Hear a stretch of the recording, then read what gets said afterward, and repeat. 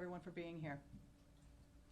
On Sunday, APD responded to multiple 911 calls reporting a shooting outside of Buford's at 700 West 6th Street. APD officers, along with the Austin Travis County Emergency Medical Services, arrived on the scene within 57 seconds, located multiple victims who were shot, and immediately began rendering first aid. Putting a map up now of the location. The investigation revealed that a black Cadillac SUV was traveling southbound on Rio Grande Street when it pulled alongside Buford's, and the driver of this vehicle began shooting a semi-automatic handgun into the crowd of people that were standing outside of the bar. Several individuals were struck. The vehicle then continued westbound on West 6th and parked near the intersection of West 6th Street and Wood.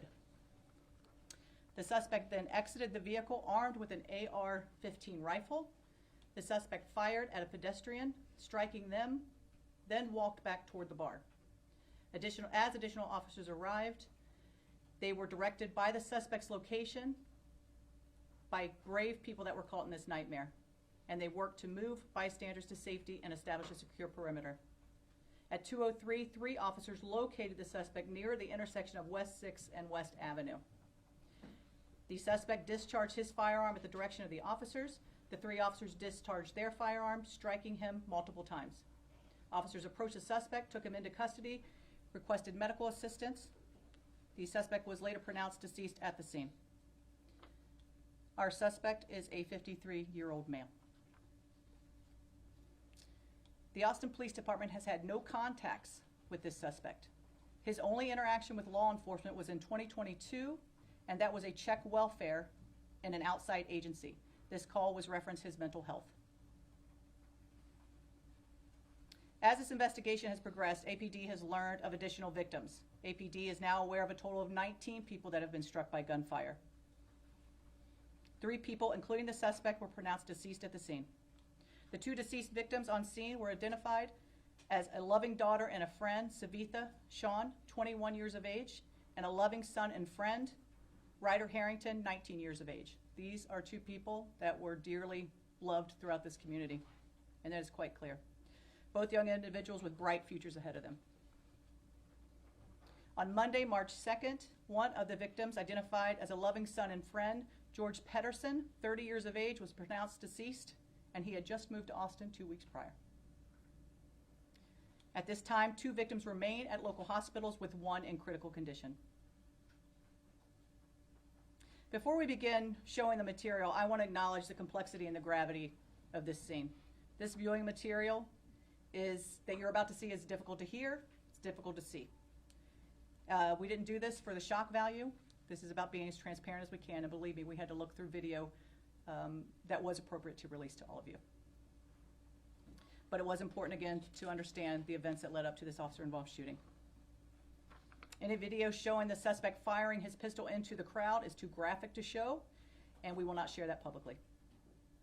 We will begin by listening to 2 911 calls, and as you can imagine, we received numerous calls, 911 calls, which were hard to listen to. And these are the 2 that we're going to be sharing today.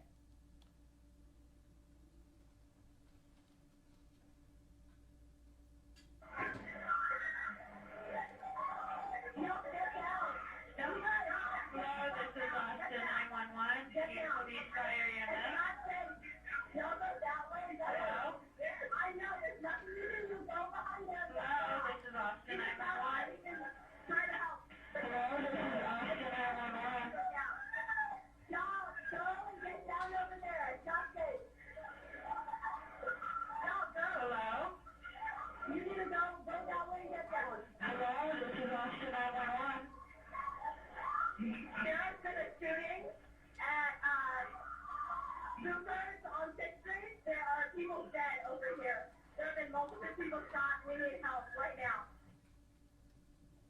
This is our second call. Hi, Buford on 6th Street, there was gunfire. The cops are here, but everybody... Is anybody with you, Sean? Yeah, nobody shot within me, but I heard like 6 gunshots from inside.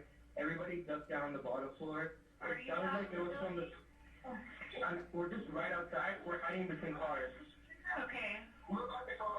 We're behind you, bro. Yeah, we did, right? You heard gunshots from the side? Yeah, there's cops running towards it. Just more would help out. There were 6 gunshots, and there was 3 more on the street beside Buford, towards the right, looking south. There was 3 more. I think those were the cops fighting against it. There's also more sirens coming in. Yes, we have a lot of help on the way, okay? Stay in a safe place. I need to go answer another 911 call, okay? Go for it. Thank you. We're fine. We're in cars. But answer another call, please. Yeah, stay We're all safe, safe. okay? We're all safe. All right. We're all safe. Thank you. It was. We're now going to listen to radio traffic.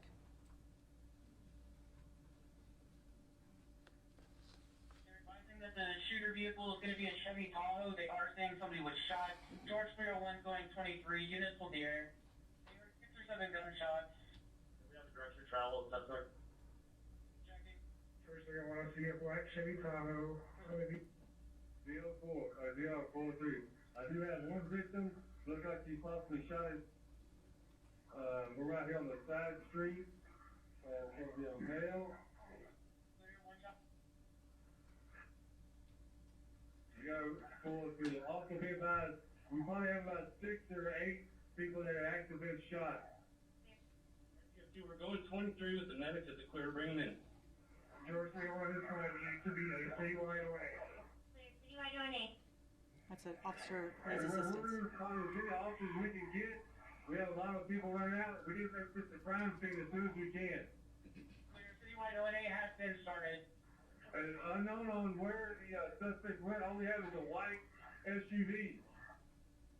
505, I'll be in command. RTS 1 is 23. 79, I'm in command. RTS 2, I have command. We're inside Buford. We have at least 1 victim in contingent contact. Responding units, we need you guys to clear 6th Street. We need EMS to have a route of ingress. George 505, AXP is going to be 6 in Rio, 6 in Rio. Right, 302 to responding units, I cannot stress this enough. You guys need to keep 6th Street clear. Shut it down if you have to. On George, just let y'all know, you pretty much got the city coming to you. Do you want them to stage at the main and dispatch from there? What do you guys need? 79, there are additional shots being fired. Clear, additional shots being fired. 302, that was to the west, that was to the west. Those shots were on the, on West Avenue. 302, the thing is at 8 off 15, 8 off 15 to the west. 6th Street. On 6th Street.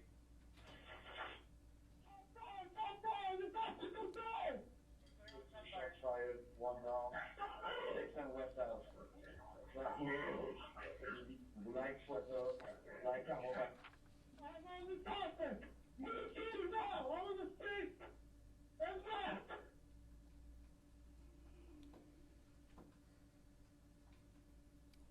Now we're going to listen to, or we're going to look at video, and this first video is from a parked vehicle that picked this video up.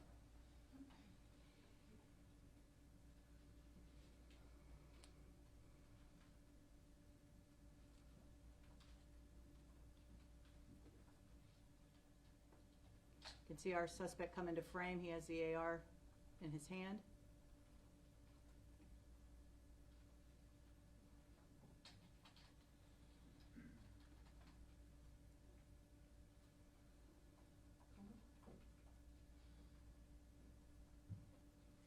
And this is a pedestrian that was walking by.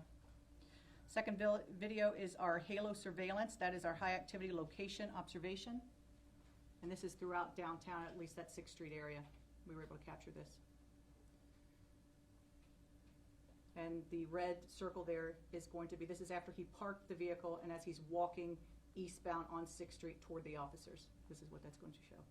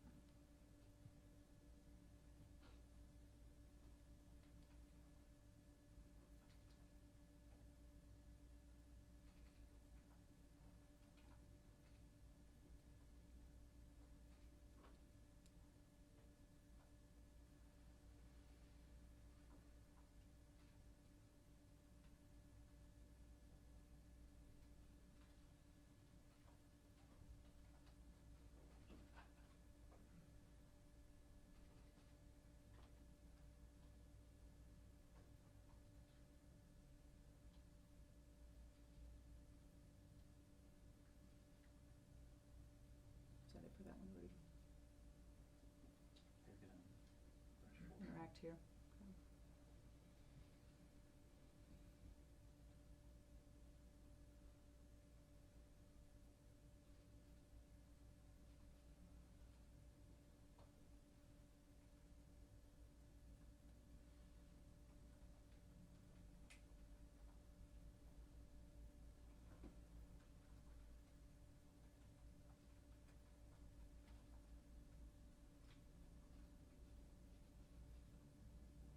The next video will be body-worn camera from Officer 1.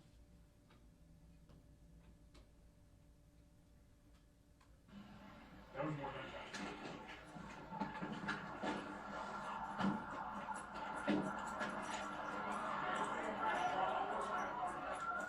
Hey, I'm with you.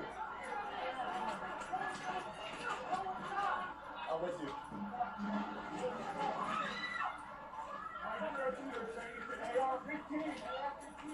Down! Everybody down! Down! Down! Down! Where is he? Hey!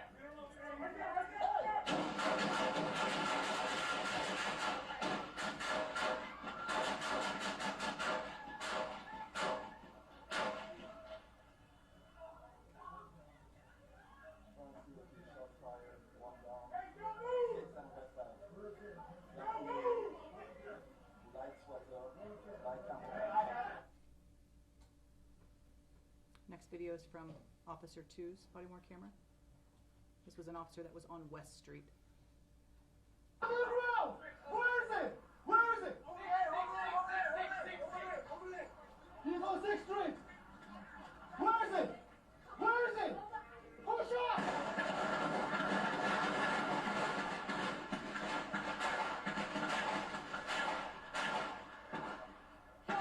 Shots fired! The suspect is down! Stop moving! Stop moving! Stop! Move! Stop move! I'm on the suspect! Move here now! I'm on the 6th and west!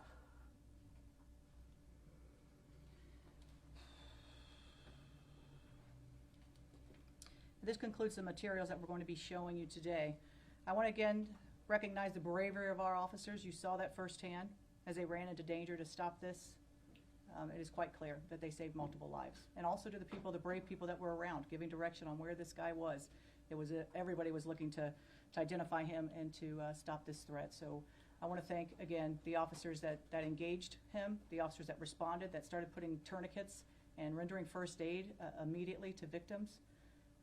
As you can see, this was a chaotic scene that was overwhelming for many, and it's overwhelming to watch it. You know, I walk into our PIO office and people are in tears and they're listening to these things, and it is hard and it's challenging. This devastation just doesn't affect the community, and my goodness, I don't think any of us can imagine what these families are going through right now, the suffering that they are dealing with, but our hearts are with them. I want to thank the mayor. Thank you for your leadership and city management team. Just fantastic, giving us all the resources that we need. Again, this is an investigation that is continuing, still working with our FBI partners. I also want to thank DA Garza for publicly exonerating and publicly acknowledging the heroism of our officers. I want to thank him. And then I want to also make sure that our community is aware of our victim services. We have a fantastic victim service here in APD. We have 52 counselors. We're very fortunate here, but anyone who is having any trauma or any issues or questions about this can call them at 512-974-5037. Also, if anyone has evidence that they would like to send, I know a lot of people captured video and audio. This QR code, if they want to hit that, they can send and upload that information, and that will go to a detective. And again, if you see, the amazing thing is when we look at all of these 911 calls, it's about calling as soon as possible. Anyone who sees something, hears something, please call 911 immediately. Thank you all for coming. Okay, we'll take 3 questions. I have a question right here. So I have heard that one of the victims was outside of Buford's waiting for an Uber. That's right. Can you tell us generally, without compromising the investigation, where the victims were? Yeah, I think it is important. These were not all people that were inside the bar. This is, 6th Street is a What's great about 6th Street is you have the entertainment areas, and I'm talking from east to west. You have the entertainment, but people come to walk along 6th Street. That's it. And there's restaurants, all of those things. A lot of the people were struck outside of the bar. And one thing about Buford's, which is something that we all appreciate, is a nice patio. And so that's what they have on the side there. And so these were some people that were outside, that were in that back patio, but the majority of the people that were shot were outside that bar. Can you say more about the welfare check? Did law enforcement consider taking away his firearms after that 2022? I believe this in 2022, it may have been out of New York that check welfare was there. I think, I don't know that they had enough to do a commitment for him. I think what I'm hearing is they gave him resources to call, that type of thing. So I don't think the check welfare led to any commitment from there. Do you know anything about his mental state? I do not. Chief, can you probably give us an update on anything investigators have found about potential link to terrorism as a motive here? I think, again, this investigation is, we're working in tandem with our FBI partners, and certainly as we look at different indicators, we conducted 2 search warrants, and all of those are being, gone through, and you talk about the digital evidence and all the things that we have to do.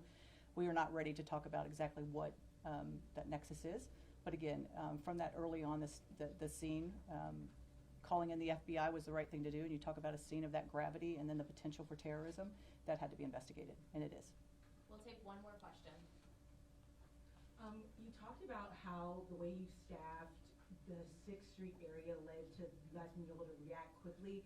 Now that you've seen this success in a horrific situation that had, are you thinking about staffing any other areas of the city differently to make sure that you're able to have a similar response? Or are you already doing that? Yeah, I think when we look at, and again, Halo being that area where there's so much concentration, and as Austinites, that 6th Street area is that entertainment area, and we get thousands of visitors there on the weekend. And so, believe me, as new chief, when I came here, I thought, my gosh, look at the amount of overtime and the resources that we spend on 6th Street.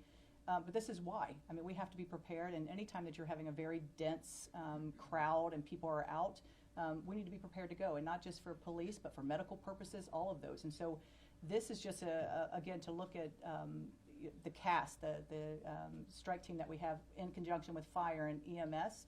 That's what responded to these scenes as well, is being able to get there quickly to address these situations. So they will remain, and as we move forward, any crowds that we have, we are a department, again, that practices best practices throughout the country, and people look to us to what we do.